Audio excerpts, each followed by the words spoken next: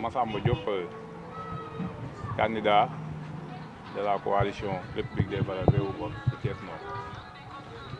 tey moom li waral déclaration bi parce que ni depuis le 8 janvier ñi ngi commencé woon ay campagne électorale mu jeex le 21 janvier le 23 ñu doon def ay élection muy dem élection yi nag jeex na li waral tey ñu def la déclaration bi ay kàddu cant moo ci ëpp ginnaaw bu ñu sante yàlla sant suñuy ñaari waajur ak suñu famille di sant aussi kilifa diine yi nekk ci zone nord ci jiital Serigne Miniru Njegen ak bépp njabootam Serigne Assane Fall Kawsara ak njabootam Serigne Cheikh Ngunda Fall waa Looyeen ak jàngu bi ñu ngi leen sant bu baax di gërëm loolu weesoo aussi damay sant fu mu amul ab mooy ñi ma àndaloon di liggéey bañ ak fii muy góor di jigéen di mag di ndaw vraiment dama leen di sant di leen gërëm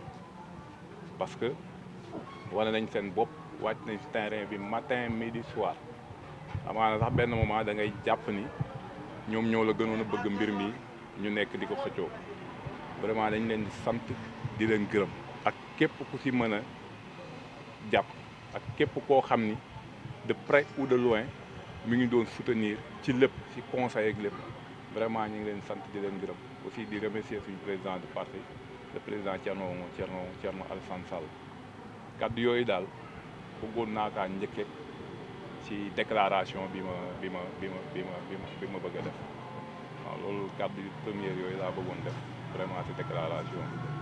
waaw ginnaaw loolu aussi sa jàngat ak réaction yi am ci élection yi. waaw élection yi vraiment dañuy sant yàlla ba mu amee ci jàmm.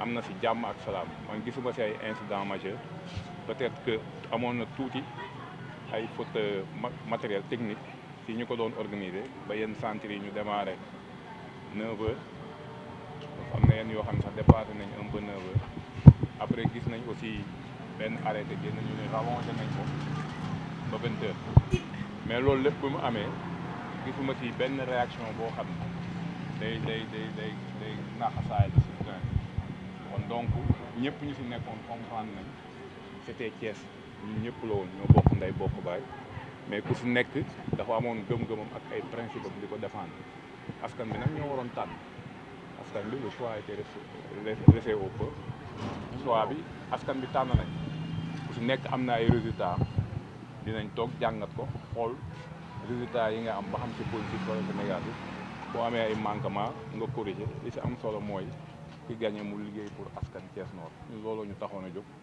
liggéey pour ngox bi te ba tey nii wax ak yow ci loolu la ñuy dox liggéey pour Thiès jëm sa kanam pour Thiès delluwaat fa mu nekkoon muy li ñu leen xamee woon ngor jom pour la fayda looloo ñu tax a jóg ci loolu la ñuy ci loolu la ñuy dox.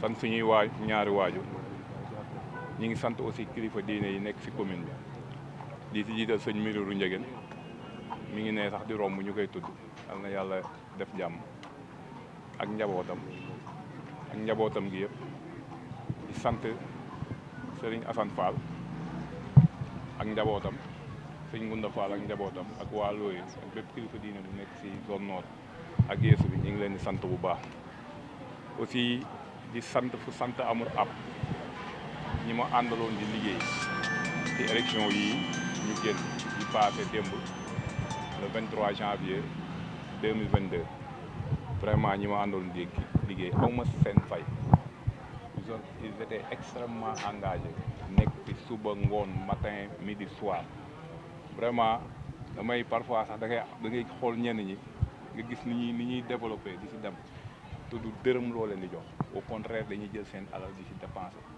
loolu mooy bëgg-bëgg dëkk bi foofu la war a toll vraiment loolu boo ko defee même bu fekkee résultat bi nga amoon sax satisfaisant au contraire tu as un résultat satisfaisant da ngay sant yàlla vraiment maa ngi leen di sant ñoom ñëpp ci kaw ba suuf di leen gërëm di leen remercier muy mag ndaw di góor di di jigéen.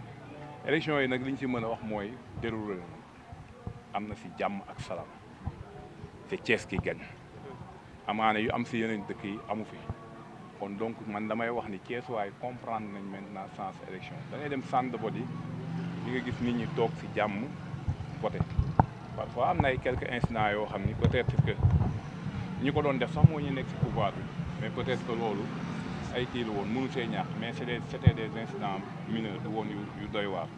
aussi beneen constat bi ñu ci def rek mooy amoon na ay fautes quelques fautes matérielles yoo xam ne amoon na retardé woon na un peu le scrutin mais après tout s'est bien passé ba ñoom jëloon nañ ay dispositions pour rallonger vote bi parce que vote bi ni mu demee dafa guddoon dañ doon voté commune voté ville voté département moo tax boo xoolee dépouillement bi ñenn ñi ay 3 heures du matin 2 heures du matin lañ fa jógee aussi ñu ngi sant ñëpp mandataires représentants du bureau de vote ñëpp ñu ngi leen sant di leen gërëm. Thiès Nord aussi tendance bi ni muy demee te la coalition Yewwi moo ne ci kaw vraiment aussi buñ ko gagné dañ leen di féliciter di leen encourager ñoom li leen motiver rek damay jàpp ni ñun moo ñu motiver woon mooy ñëw pour changer commune bi li fi nekkoon liggéey ko vraiment dañ leen di encourager di leen ñaan suñu borom yan biñ leen yàlla na oyof seen kaw ñun tey nag ci liñ nekkoon dañ ciy continuer di xeex parce que am na yeneen échéances yi ñëw te gis nañ ni askan bi am nañ confiance ci ñun parce que boo xoolee ñun ni ñuy demee élection demuñu coalition ay alliance lañ def de personnes maanaam ñun dañoo dem ñun donc amul coalition de parti amul dara c'est des alliances qu'on a fait te boo xoolee tey bu dépouille bi génnee dinañ am presque 3000 voix wala lu ko et moo doon suñu première participation amuñu bailleur de fonds amuñu dara dañ doon dem ak suñu propre moyen loolu ça n'a jamais existé ci histoire politique bi Thiès de même que Sénégal ñoom ñëpp constaté ne qu'on arrive à gagner même des centres de vote largement ñu dépassé nit ñi vraiment loolu pour liggéey moo ko def wala nga askan bi nga xam ne tey ñi ngi sant aussi biñ duggee ci histoire politique bu Thiès dugg nañ ci bu baax tey kenn dootul wax Thiès te tuddoo waaw muy Massamba Diop di nga wax Massamba Diop di nga wax parti bi bokk République des valeurs je salue de passage aussi le président Thierno Alassane Sall boobu actuellement à l'ouest seen résultat yi mi ngi fa kenn xamagul ko gagné boobu am na ñi ngi wax tendance c'est favorable pour lui je lui souhaite que moom aussi mu gagné la commune ouest ñi ngi encouragé aussi yeneen candidats yi parce que Thiès moo dafa bëri woon candidats y avait 14 candidats ñi ngi leen di encouragé xam ne yàlla suñu borom mooy dogal nii la ko bëggee woon mais ku si nekk na demaat rek taxaw liggéey pour échéance yi ñëw pour l'intérêt de Thiès la moom lu may wax comme déclaration. déclaration la. waaw bàyyi ko.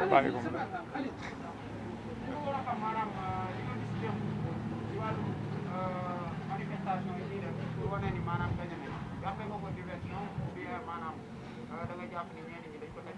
loolu gawuma ko man je crois pas à ça résultat moom toogal am nga ay mandataire am ñu nekk si kii am nga plénipotentiaire bu ñu indee PV yëpp nga calculer yow boo gañee di nga xam bu keneen gañee di nga xam mais loolu aussi man franchement personnellement rafetlu ma ko parce que aussi nañu respecter peuple bi quoi jékki-jékki bind jékki-jékki wax lii loolu c'est pas du respect peuple bi ñooy fal nañ toog bu résultat yi génnee ku gañee bu ko neexee mu dem savourer victoire am et aussi mu xam ni day feetu rek après mu dem liggéey ñun loolu lañ gëm moo tax ñun on est resté serein dañoo toog calme di suivre suñu résultat tranquillement instant yi même officiellement waxuñu ni kii a gagné mais ñun on est positif te dañuy nangu tendance yi boo ko gisee xam ni Thiès Nord Yewwi moo devancé gars yi donc dañ leen di féliciter encourager leen nous sommes des démocrates tey bu doon ñun aussi loolu la ñuy xaar si ñoom donc nañ bàyyi rek bu résultat yi génnee surtout yeneen communes yi j'ai vu que ni bari na fa ay kii ku nekk ngi génne ku nekk ngi def caravane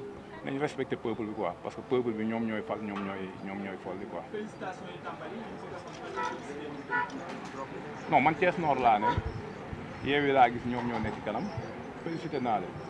li mësul am daan am ñu gis ne Malick Kéré mu ngi si seet bi dafa fàtte wu nekk muy seen muy sa papa waaw loolu moom xam nga honneur la tey Thierno Sall bu mënee dem ba détrôner Idriss Seck Malick Kéré rawatina mu gagné ko ci biir bureau de vote am de même que aussi Ali Ba loolu vraiment sant la quoi lu ma saam Thiès kon donc Thiès waaye ñi ngi comprendre parce que mooy li ñu doon wax rek ci campagne bi Thiès c'était ce moment là la Thiès waroon na wane waat boppam te tey ku gis élection yi xam ni Thiès dellu na fa mu nekkoon kenn dootul taxaw naan ñu nitu Thiès man loolu dafa bokk ci lu ma gën a soulagé ci scrutin bi ni mu demee nii parce que dafa am Thiès fu mu nekkoon ñu jëlee ko fa bëgg ñoo yóbbu feneen ba ñeneen suñuy nawle bëgg ñoo yem mais tey boo xoolee scrutin bi ni mu demee képp ku nekk ci àdduna bi même au niveau international il parle de Thiès donc Thiès delluwaat na fa mu nekkee woon donc ñu ngi remercier ñëpp te loolu noonu ñu ngi ñaan yàlla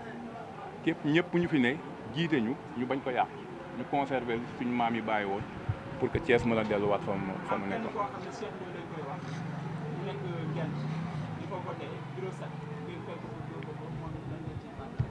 man Lamine Diallo laa doon xëccool Thiès Nord moom laa doon xëccool yàlla def na ni gagné nañ ko ñu ngi sant di gërëm di remercier aussi waa Ngent merci beaucoup. Voilà, votre première participation. Je pense que tout à l'heure en wolof j'ai remercié au-delà du bon Dieu mes parents de même que les chefs religieux et coutumiers de la commune Thiès Nord. Et aussi je remercie du fond du cœur mes amis, mes sympathisants et tout le monde. Vraiment, c'est des remerciements qui me vont du cœur. Je les remercie énormément parce qu'ils ont abattu un excellent travail. Matin, midi, soir, ils étaient là-dessus. Ils étaient présents même jusqu'à tard la nuit pour attendre les résultats. Vraiment, je les remercie énormément. Le scrutin s'est bien déroulé à Thiès. Vraiment, on peut dire à 80%, ça s'est très bien passé. Il n'y avait pas de violence, il y avait des incidents, mais c'était mineur. À notre niveau, ce que j'ai constaté. Mais je pense que ça passe, c'est des élections, c'est comme ça. Donc, il y a d'autres localités où les incidents sont, voilà, il y avait des bagarres, il y avait des coups. Mais on remercie au beau Dieu, cette fois-ci, Thiès, les gens sont votés de manière disciplinée et correcte. Et les différents candidats aussi ont compris que c'est le peuple qui élit. Maintenant, le peuple, ici dans notre commune, on a constaté qu'actuellement les résultats, c'est Yewwi Askan Wi qui est devant. Il y a aussi République des Valeurs Réewngor et Benno Bokk Yaakaar. Ils sont en train de discuter première et deuxième place. Vraiment, on félicite Yewwi Askan Wi et on les encourage. Parce que nous, tout ce qui nous avait animés, c'est le bien-être de Thiès, surtout de Thiès Nord, de travail pour cette chère commune. Maintenant, Dieu a décidé ainsi, je pense qu'aussi eux, ils ont compris ça. Et on les encourage et on les félicite. On les souhaite qu'ils réussissent par rapport à leur mission qui les a assignée. Nous aussi, je vous dis que on est là, nous sommes des politiques. Pas politiques de métier, mais nous sommes des politiques. On va continuer à travailler parce qu'il y a d'autres échéances qui vont venir. On va continuer à travailler, on va serrer les mains et regarder les manquements qu'on avait et on corrige ensemble pour que les futures élections, peut-être Dieu va nous donner des résultats positifs. Alors, le centre qui s'adonne était une phase très sombre pour le parti Rewmi. Aujourd'hui, qui est tombé dans l'escarcelle de Réewngor. Votre appréciation? Tout d'abord, je remercie toute la population. Vraiment, on a vu que matin, midi, soir, ils nous ont assistés, ils nous ont tellement accompagnés. Ça, c'est un honneur au pays. Ngent, c'est mon quartier. Quand je gagne là-bas avec un score extrêmement élevé, ça c'est tout homme politique. La première chose qu'il doit faire, c'est de gagner au niveau de son quartier, sa base. Nous, on l'a réussi avec brio. Je félicite toute la population de Ngent et je suis extrêmement content du fait que je gagne. Je pouvais gagner Thiès Nord sans gagner Ngent, ça ne m'honore pas, mais j'ai gagné Ngent et j'ai perdu Thiès Nord. Donc je dois encore redoubler d'efforts pour travailler, pour conquérir l'électorat de Thiès Nord. Et on va continuer dans ce sens pour que les prochaines échéances qu'on gagne.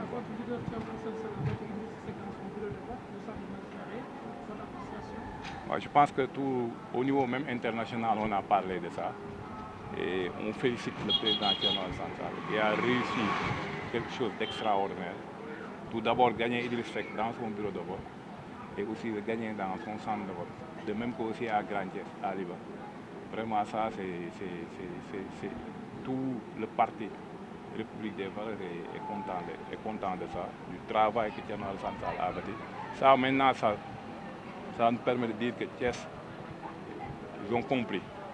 Et Thiès aussi retrouve maintenant ce que les gens nous disaient, le Ngor Djom et le Ngor Djom Fit pour la Fayda. Vraiment, on est très content parce qu'il y avait un moment où on nous appelait Nitu Thiès. Et ça c'était écœurant, on n'y pouvait rien, mais Dieu nous avait donné l'occasion pour saisir ça. Et je pense que les Thiessois l'ont compris, ils l'ont saisi. Maintenant, Thiès, on va marcher avec la tête haute pour montrer aux gens que Thiès est toujours présent. Le Sénégal, c'est Thiès tout d'abord, ensuite voilà. Le message. Le message. Comment? Le message. Pour le prier. Oui. Le message de Massa. Non, le message de remerciement par rapport à mes collaborateurs, vraiment, je ne cesserai jamais de les remercier. Parce que vous n'êtes pas sans savoir que nous, on n'était pas partis avec des coalitions de partis. On était partis seuls. C'est une même alliance avec des amis, des frères, des sympathisants et des gens qui ont quitté des partis pour venir nous soutenir. Et d'après les résultats, au moins on aura 3000 voix dans la commune nord. Ça c'est extrêmement important, avec les maigres moyens. Ça c'est extrêmement important. C'est une première au Sénégal, ici même à Thiès, que quelqu'un qui est parti seul avec ses propres moyens, il arrive à avoir plus de 3000 voix. Vraiment ça c'est extrêmement important. Et nous vous en remercions. Je félicite aussi la presse. Je vous ai vu que vous étiez très dégourdis et les informations aussi passaient à temps. Je vous félicite, je vous encourage et c'est ça l'importance. Donner l'information à temps, une information fiable et sûre. C'est très important. Je vous félicite et je vous encourage. Merci. Merci beaucoup.